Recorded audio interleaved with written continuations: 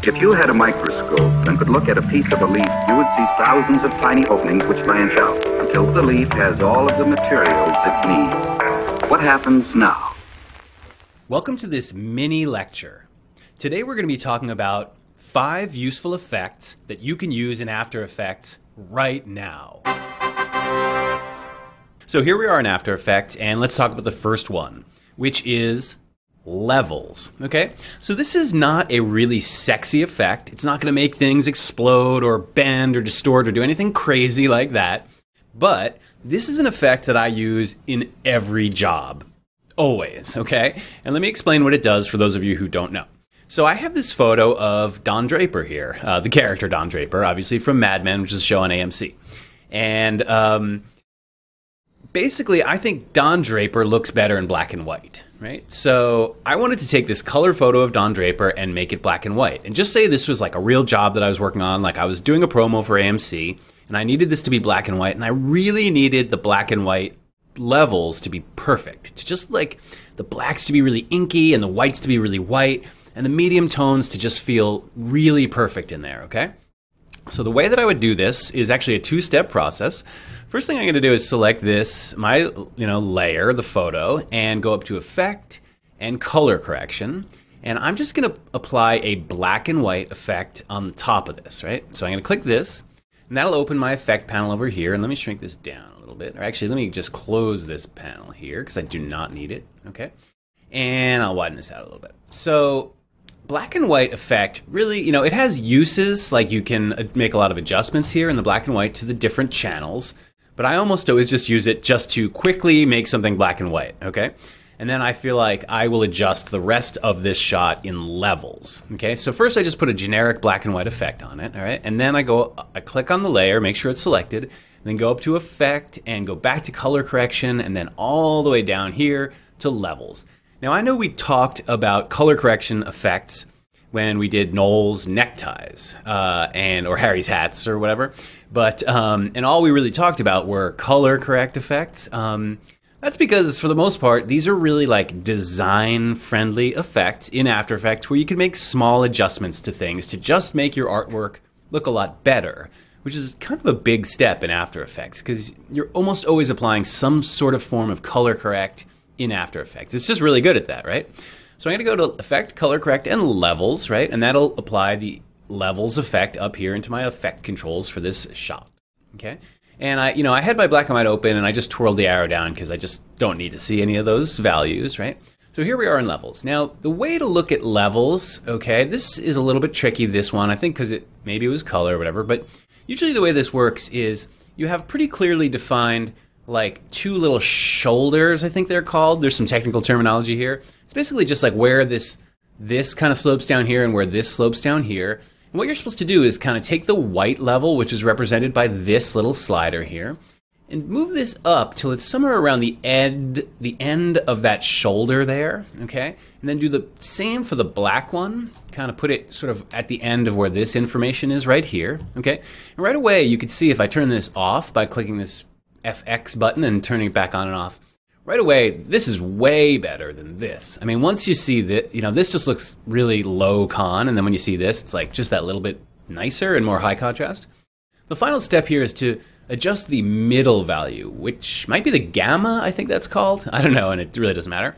But this is where you'll really dial it in and get this to look just the way you want it.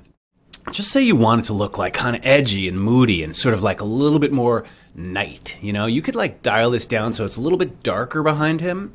Then you could always move the white value back up a little bit so that it's less like burning. Because if I turn the white up too much, you'll see like right here in his cheek, he kind of blows out and it's no good. So you can kind of see that right there start to happen. So you want to be careful with the white and in the relationship between the white and this middle value. But you can really get some nice color correct out of this. And again, if you compare this to how it originally looked, or even like that, I just think this is a way sexier contrast for this shot, okay? Right on. So that's Levels, and I would try to use that on a lot of things. It doesn't necessarily have to be just black and white, though it works really well with black and white, okay? Let's move on to effect number 2 that we're going to talk about. Gaussian blur, okay? Now, Gaussian blur is definitely more of a sexy effect that people always want to know. Now, there's a lot of blurs, and let's just look at this for one sec. So, up here in Effect, if you look at the blurs, whoops, there's a lot of blurs. There's a bilateral blur, there's a camera lens blur, there's cross blurs and radial blurs and vector blurs and channel blurs and directional blurs and blah, blah, blah, okay, radial blurs, and those all have really specific uses, and sometimes those are great. Like a directional blur, for example, here, will allow you to blur things just, for example, horizontally if you want, so that it's moving, it can kind of like blur horizontally or whatever, and that's really cool and really useful sometimes. I used to use blurs a lot in my work when I was younger, and now I find that I almost never use blurs, but whatever. When I do use blurs, I tend to use this Gaussian blur, which they also have in Photoshop, if you're a Photoshop person. And Gaussian blur is, I think it's named after a mathematician named Gauss. I don't know. And it's just a really sweet blur. Here, I'm going to click this on, and you can see that now I put that on for my AE Kickstart layer. And if I ramp up the blurriness, or if I twirl this down here and use this little slider, you can see that this kind of gets just like blurrier and blurrier. And what I kind of like about this is it's a very organic blur. It kind of feels like it's turning into like a cloud or something, you know? So I kind of like that. Before we animate any of that, though, I do want to show another trick, because I have a kind of specific animation in mind for this shot that I want to show you, all right? Which is kind of this, like, I like blur and type sometimes together. I think it can really look nice together. So here's a little animation that I've done in the past. It's like a little bit of a sci-fi thing for like a little title or something, right? So I have this word AE Kickstart, which I just typed in here as normal. And we didn't really talk much about these text animators, but if you twirl down here and then twirl down, and then you'll see next to text there are these animate, and then there's like a little tab here, okay? And this is how we can animate the tracking of type that we create in After Effects. Tracking is kind of like kerning, sort of same thing if you're familiar with that term. So I'm going to turn on tracking, and that kind of gives me this little animator here, okay? And what that allows me to do at a glance, or in a nutshell I should say, is change the tracking amount so that I can kind of like space that out like that, right? That's working that way, by the way, because actually I need to turn this back on in my paragraph. I have this as, you know, centered text. If I had it like this, it would be widening out and tracking from the left side or the right side. So make sure, if you want to try this, that you put the paragraph in the center, okay? And so let's see. What I'm going to do is animate this. I'm going to put this back down to 0, and I'm going to make a keyframe for the tracking amount 0, and then I'm going to go like 1, 2, 3, 4, 5, 6, 7, 8, 9, 10, or something, like a long time, like 3.5 seconds or something. And I'm going to track this out now till like here. Right? And, you know, so right now that just animates like that, which is cool enough on its own, and I think that might be a fun thing for you guys to try sometime. But check this out. If I also animate the blur at the same time, right, I'm going to make a blur keyframe here at frame 0 for 0 amount of blur. And then what I'm going to do is I'm going to go to the end here, and I'm going to blur the heck out of this. I'm going to turn it up to like, I don't know, 40, which is, you know, you can see that it's kind of like almost completely off, and, you know, blurred out, I should say. And let's preview that. Right? So, you know, this is more like an exit for the type, like it's already been on screen and then it's like moving off like this, but you can kind of see, you know, this might even need to be longer because it's tracking out so far, but it's pretty fun. It has this like kind of cool like sci-fi vibe to it. And you could even like, I think that blur might be too much, or you could start the blur like a little bit later so that it's like tracking first and then it starts to blur. Yeah, I think that looks nicer. And you could even at the end here, you could have this like, you could also hit Shift T to show the opacity, make a 100% opacity keyframe, and then do a nice long slow kind of like fade out there as well.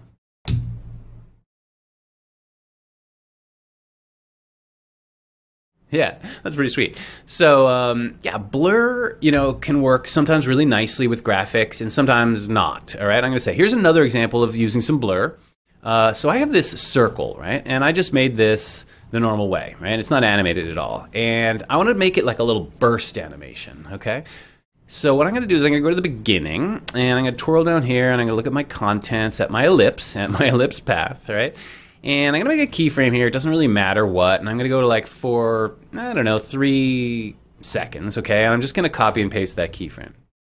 And I'm also going to, let's say, go up here to Effect and go to Blur and Sharpen and Gaussian Blur. Okay, and I'm going to make a 0 Gaussian Blur keyframe there, and I go back to the beginning, and I will just, let's see, make another Gaussian Blur keyframe at 0 there. Okay, so right now it's not doing anything, it's just hanging out, and it's got a bunch of keyframes. Oh, and also I want to press UU, and I want to go to the stroke width, and I make a stroke width keyframe there, and I'm going to go down here to the end and just click that to make another stroke width keyframe. Okay, so none of these values that I have in here are at all accurate. I just wanted to sort of like put keyframes in first. Okay, so now I'm going to go back to the beginning, and I'm going to type 0 in here so that the circle is just nothing, so it's going to be getting bigger, right?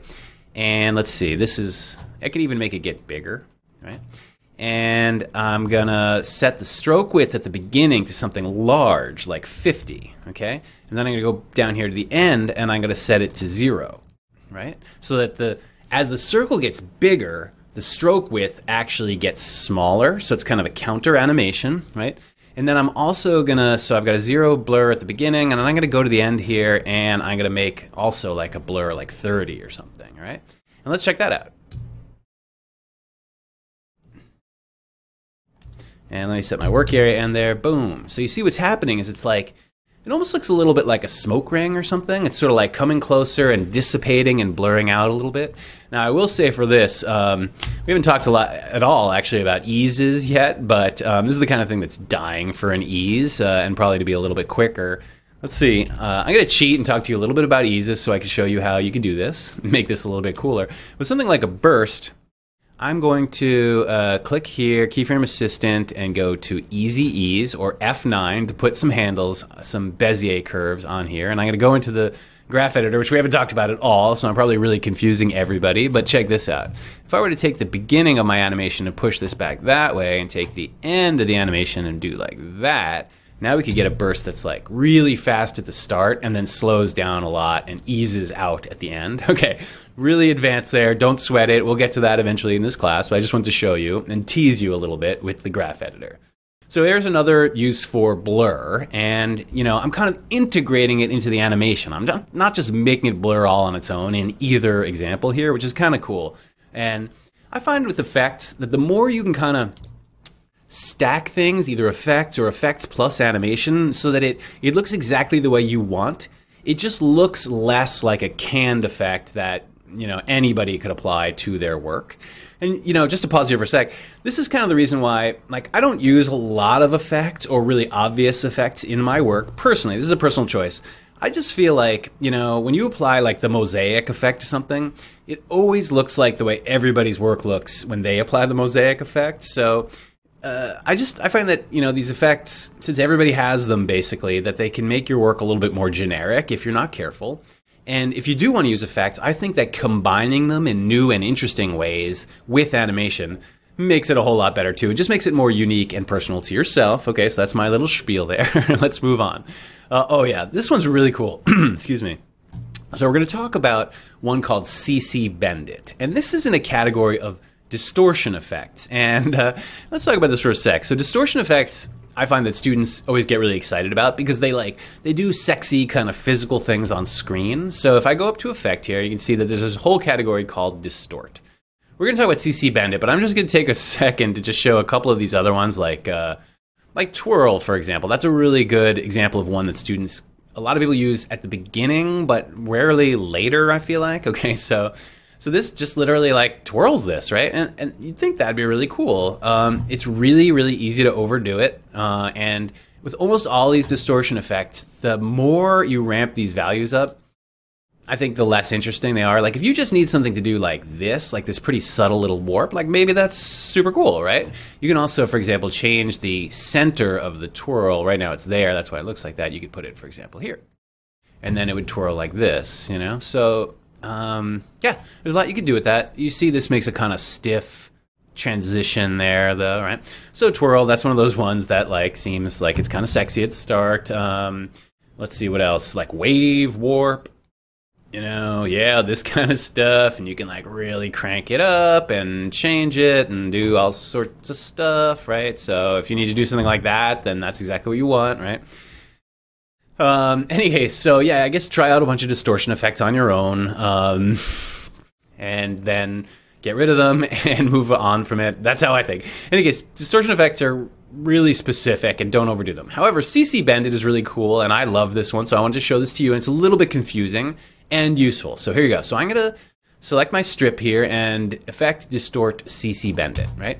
Now you can see right away that it kind of like messes up my art, and that might be like initially like, oh, I don't like this right away, but all you have to do is, CC Bend It's all about saying like what's the start and what's the end and where you want something to bend from. So right now the default, the start is here and the end is here, which means it's just not like really grabbing all of my artwork. So if I take the start and move it over here, and then I move the end, you see like even in the middle here or at the end here or something, I'm going to put it in the middle of my artwork for right now because that's generally where I want it, and it's for this reason, okay?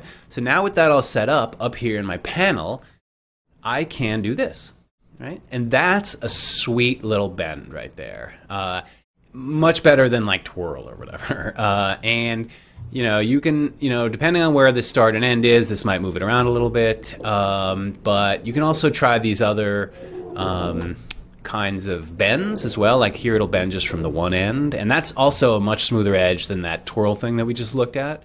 So yeah, so I find that CC Bend It's actually really, really useful. Like even just like a little character thing, if you have to make him like frown or smile, or if you're like animating this a little bit like the way we did the mustache in, or the way I did the mustache in Harry's Hats, was sort of like to have like a little kind of flapping bend on something. It's really easy and useful to do this with CC Bend It. So I would definitely recommend checking that out and playing around with it. Okay, so that's CC Bend It. I really like that one. And then number 4 is Fractal Noise, which this one's really cool, and it's a little bit complex. I'm going to show it a very specific instance of it, because Fractal Noise is one of those things that you could do a billion things with it, but I'm going to show you this one, which I really like. And again, I'm returning to this black and white photo of Don Draper, which I made black and white. And just to show, because you need kind of a background here. So what I'm going to do is show you how to use Fractal Noise to create some kind of like, just like moving grit on screen. All right, I have a tutorial on YouTube about this, but I'm going to go really quickly through this. But if you press Command Y to make a new solid, and let's go ahead and make that a black solid. Okay, pretty familiar thing here. Hit OK. So now we have a black solid, and I'm going to go up here to Effect and Noise and Grain, Fractal Noise. Okay, and then in the Noise and Grain category, there's a bunch of interesting other like choices and stuff. But I'm not going to talk about those now. But Fractal Noise is really cool. So when you put Fractal Noise on, right away it creates this like, I don't know, like it's like a close up of a sponge or something you're looking at, and you know. In terms of effects, this right here, this is like a more complex one than a lot of the ones that we've used before. It's got a lot of buttons in there. However, we're really only going to use a couple of these, so don't sweat it if this just immediately made you like want to go cry somewhere, okay? We're going to use basically like 4 settings of this, and that's it, okay? The first one we're going to use is this contrast, okay? Contrast and brightness. And what I want in this case is a black field with little white specks. Okay, so I'm going to ramp up the contrast a lot so that it's really black and white with like not that much gray area there. Okay, and then I'm going to take the brightness and I'm going to ramp this down. And what I'm trying to go for is something where I've got like this, like white flecks on screen, and it's mostly black, right? Okay, so far so good. I've got that at 521 and the brightness at -223. Okay, now I'm going to go into this transform and into the scale here. Okay, and I'm going to make these dots a lot smaller. And you can see if you make them really small, it sort of looks like a star field, which is another interesting way to make a star field, by the way. I'm going to make them about that size. And now I'm just going to look at my contrast again and maybe roll this down a little bit more, right? Something like that. For this lecture, doesn't matter. And you'll set this to your eye. Okay, so that's it with the transform and the contrast and the brightness. Now so you know, actually before I animate this, right now we have white flecks on a black field, right? Which we can't see the photo at all underneath, but what I want is to see the photo. So what I have to do is use one of these transfer modes here, okay? These are the same as in Photoshop. Blending modes actually is what they're called now. They used to be called transfer modes. Now they're called blending modes. Blending mode is, I think, a better name. And if you don't see this panel, by the way, make sure to click on this button right here, and that will show you the panels, right? Now, there's a lot of choices in here. Mostly they fall into these kind of 4 categories. These here, these are kind of what I call they're basically like multiply effects. And if I put that on, it's added, it preserves the black and makes the white transparent. So it's really not doing anything right now. But if we put on kind of the opposite, which is like an add effect, it drops out the black and just keeps the white on screen. So that's like what we want in this case right now. Okay, now we can see Don Draper poking through there, and you know, that's fine. But right now, like, there's no animation going on, and what I want is this to have like this, you know, some movement in this little grit, right? So in order to do that, we have to talk about the 4th little property of fractal noise that we're gonna play with. But really, this is it. And to go down here into these evolution options, okay? And then there's this thing here called the random seed, which, I don't know, sounds sort of like the name of a children's book or something to me. There once was a random seed. Anyway, but here, as I twirl this value, you'll see exactly on screen what I'm talking about, all right? So check this out. So now this is like making what looks like a little sprinkle of noise and dirt, right? And I just have to change this value, and that's what it does. So I'm going to set this back to 0, and I'm going to go back to the beginning of my comp, and I'm going to make a keyframe for random seed. The random seed who lives in the forest. Oh, sorry, I'll stop doing that. And now I'll go to the end of my composition, and basically you just want to crank up this value. But this is a little tricky. You know, let's say I set it 100 first. Depending on how long your composition is how high you want to set this value. Because as I play this down, you'll see, well, that's actually pretty nice. That's a pretty good level of rate for the grit, right? It's happening, but it's not like too fast or whatever. So that's not too bad. If I went here and I cranked this up to like 1,000 or something, it would be like super fast like this. Or maybe that's what you're looking for. I don't know. But that rate, depending on how you change this, it's going to change the amount of like little gritty flecks that are on screen, right? So that's fractal noise, and that's just one of the many, many uses for fractal noise. I'm telling you, fractal noise is one of those big ones that as you do more work in After Effects, you'll probably use a little bit more often. Cool. So the final one I want to talk about is drop shadow, which I'm kind of ending on like a because it's not as sexy as CC Bandit or fractal noise, but it's super useful, okay? So let's look at this, okay? So right now I have a white background, fully white. And what I want to talk about is how I can have white type on a white background and save the day and make it totally readable by using drop shadow, and not in a really harsh, obvious way. And the reason that I'm explaining this is because I've done a lot of commercial work where you are putting type on top of film or photography, and it almost always happens if you've got a moving shot and you need to put type in the middle, that something white is going to pass through the screen, like a reflection of something, or the camera moves up and there's like a cloud in the sky or something.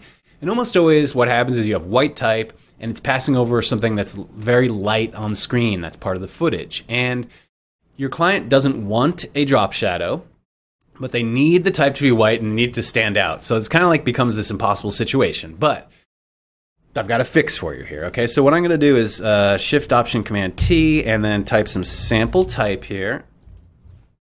And what I did is my sample type is white. Okay, it says sample type, but I'm going to set it back down to white. Here, one sec. I'm actually going to spread this out a bit so it's a little easier to see. Okay, so I'm going to make it white, right? So it's white type on white background, so we can't see it. So we're in trouble, right? No. Click it and go up here to Effect and, okay, Perspective, and then Drop Shadow. Now, right away, this is going to add this like harsh, I mean, this is kind of interesting because it looks kind of like an embossed thing, white with the black drop shadow. So you could probably like make something cool with that and kind of like, I don't know, drop this down to more of a gray or whatever. Anyway, that could be interesting, but that's not what I want to talk about today. What I want to talk about today is if I take the distance up here and drop this down to 0, okay, and then, so right now you can kind of see it looks a bit messed up, and actually I'm going to, here's a shortcut for you that I haven't talked about yet, Command J. I was working at half res, okay? We haven't talked about this at all yet, and I'm going to have to talk about this in something other than this lesson, but you have these different resolutions you could look at your work at. In this class, you can almost always look at something full. But the keyboard shortcuts are Command J sets that to full, Shift Command J sets that to half resolution, and Shift Option Command J sets that to quarter resolution. So if you're like working on a really complex shot that has tons of layers and you just are looking for timings or something, you could set it to quarter resolution. In this case, I'm going to Command J and set it to full. Sorry for that distraction. But you can still see here this looks pretty lousy. You certainly want to hand this off to a client. And also it's not readable yet.